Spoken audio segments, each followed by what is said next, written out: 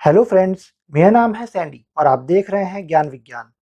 दोस्तों, आज के वीडियो में हम डिटेल में जानेंगे कि बैंक में डुप्लीकेट पासबुक बनवाने का क्या प्रोसीजर है और ऐसे कौन से यूजेस हैं पासबुक के कि अगर आप डुप्लीकेट पासबुक ना भी बनवाएं तो भी आपका काम चल जाएगा, यानी पासबुक के बगैर भी आपका काम चल सकता है। ऐसे कौन से काम हैं?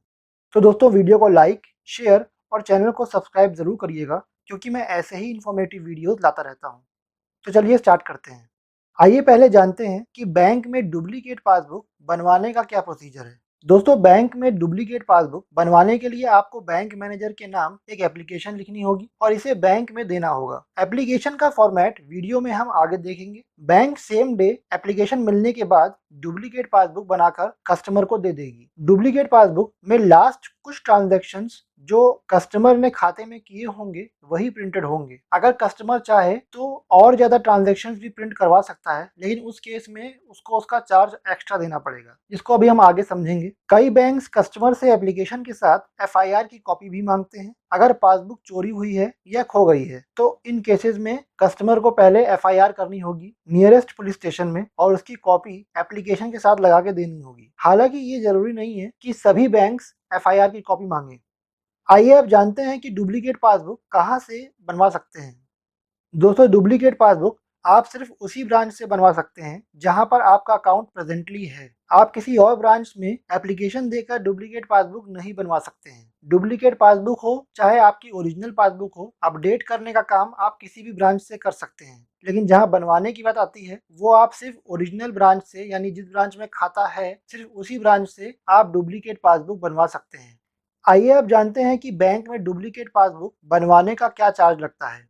दोस्तों, पहली पासबुक तो लगभग सभी बैंक्स में फ्री मिलती है और अपडेट होने पर अगर वो भर जाती है तो भरने के बाद नई पासबुक भी फ्री में मिल जाती है। लेकिन डुप्लीकेट पासबुक के लिए चार्ज लगता है। यहाँ हम दो सरकारी बैंक और एक प्राइवेट बैंक के चार्ज को देखेंगे, जिससे आपको इन बैंकों के चार्जेस का एक ओवरव्यू मिलेगा। भारत के सबसे बड़े सरकारी बैंक एसबीआई में डुप्लीकेट पासबुक का चार्ज 100 रुपए प्लस जीएसटी है और इसके साथ ही पर पेज 50 रुपए प्लस जीएसटी चार्ज लगता है। अब दोस्तों, पासबुक इशू करने का तो 100 रुपए है ही, लेकिन पर पेज 50 रुपए का हिसाब ये है कि जितने ज्यादा ट्रांजेक्शन होंगे उतना ही ज्यादा ये 50 रुपए वाला चार्ज बढ़ेगा। अगर एक पन्ने पे 10 ट्रांजेक्शन आते हैं और आपकी पासबुक में 20 ट्रांजेक्शन आखिरी बचे हैं तो इस हिसाब से दो पन्ने भरेंगे, यानी कि दो पन्नों के हिसाब से 100 रुपए एक्स्ट्रा चार्ज और लगेगा प्लस जीएसटी। कस्टमर चाहे तो ये कम भी कर सकता है कि अगर वो कस्टमर बैंक से खुद ही कह दे कि हमको लास्ट के 2 ही 3 ट्रांजेक्शन एंट्री करके दे दिया जाए, तो इससे पर पेज चार्जेस कम हो सकते हैं।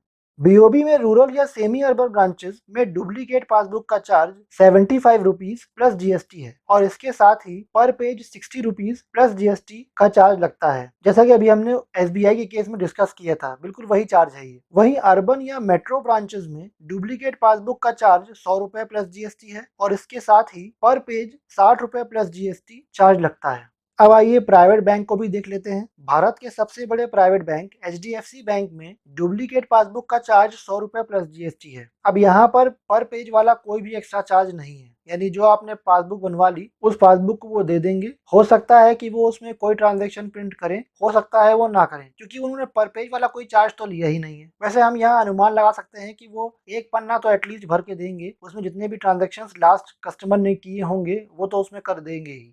अब दोस्तों, डुप्लीकेट पासबुक कैसे बनवाएं या उसका क्या चार्ज लगता है ये तो हमने जान लिया, लेकिन अब जानते हैं कि किन केसेस में पासबुक के अलावा कुछ और ऑप्शंस भी हैं जो बैंक हमें देती है। यानी कि अगर आपके पास डुप्लीकेट पासबुक नहीं है या ओरिजिनल पासबुक नहीं है तो ऐसे कौन कौन से काम हैं जिनमें पासबुक की जरूरत आपको नहीं पड़ेगी और बिना पासबुक के ही आप वो काम कर सकते हैं।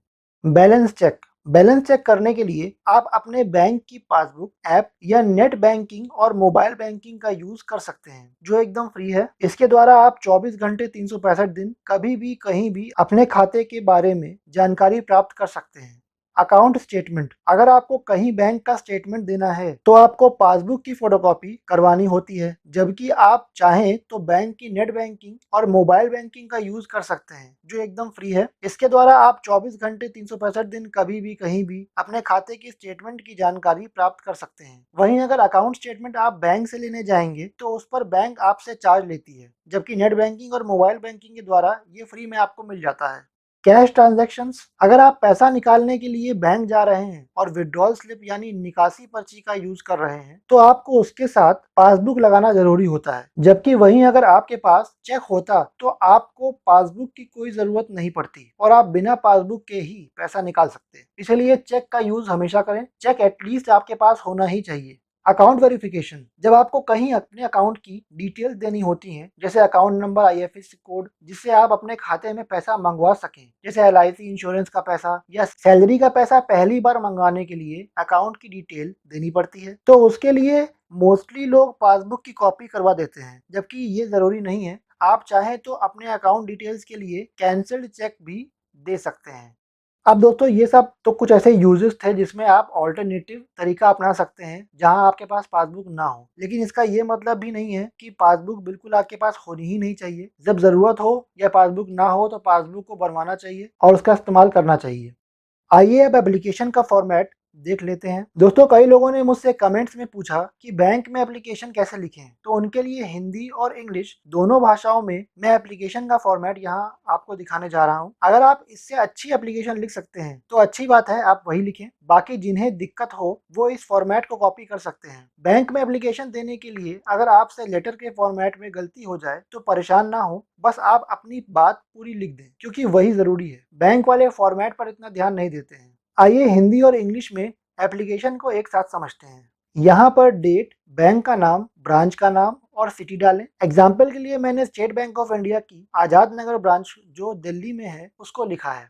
अब यहाँ पर जो मैंने कई कारण दिए हैं, जैसे पासबुक फट गई है या जल गई है या खो गई है या चोरी हो गई है, तो इनमें से जो भी कारण आपके साथ एप्लीकेबल है उसको लिख लें। अगर पुलिस स्टेशन में एफआईआर लिखवाई है तो पुलिस स्टेशन का नाम भी लिखें और नीचे अकाउंट नंबर लिख दें। अगर बैंक वाले कहते हैं तो आप अपने केवाईसी डॉक्यूमेंट्स एप्लीकेशन में लगा दीजिए, जिसमें सबसे पहले एफआईआर की कॉपी लगाइएगा अगर बैंक वालों ने कहा है। नहीं तो अगर बैंक वालों ने सिर्फ केवाईसी डॉक्यूमेंट्स के बारे में बात की है तो केवाईसी डॉक्यूमेंट्स लगाइएगा और जो डॉक्यूमेंट लगाया है उसके नाम लिखकर उसके नाम के आगे उसका यूनिक नंबर लिख दीजिएगा।